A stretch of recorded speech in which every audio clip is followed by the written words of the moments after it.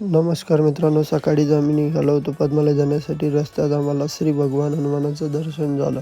मग आम्ही तिथून पुढे गेल्यानंतर आम्हाला हा आमचा मित्र आहे अक्षय. मग आम्ही तिथून पद्मालयाच्या डोंगराच्या टेकडीवरती गेलो. सुंदर अशी धुकं पसरलेली होती, तुम्ही बघू शकता. त्याचा आम्ही आनंद घेतला आणि पुढे निघालो गणपतीच्या दर्शनासाठी. हे आमचं पद्मालयाचं गेट आहे व मध्ये आम्हाला आमच्या गावचा पेढेवाला बाळा सुंदर असे मोदक बनवत होता. तिथून आम्ही दर्शनासाठी निघालो व तुम्ही बघू शकता मंदिर बाहेरून किती सुंदर आहे. आणि त्याच्यात बाजूला एक सुंदर असा तलाव होता, तो श्री भगवान गणेशाला समर्पित करतो. व तिथून आम्ही पुढे निघालो. दर्शनासाठी गेलो असतो आम्हाला 440 किलोचा घंटा दिसला. तुम्ही बघू शकता हा घंटा किती सुंदर आहे. हे मंदिर मित्रांनो भारतातील 2.5 पीठांमध्ये येतं. या मंदिराला अर्धा पीठ म्हणून ओळखलं जातं. तुम्ही बघू शकता एका मूर्तीचं नाव आमोद आहे आणि एका मूर्तीचं नाव प्रमोद आहे. धन्यवाद मित्रांनो.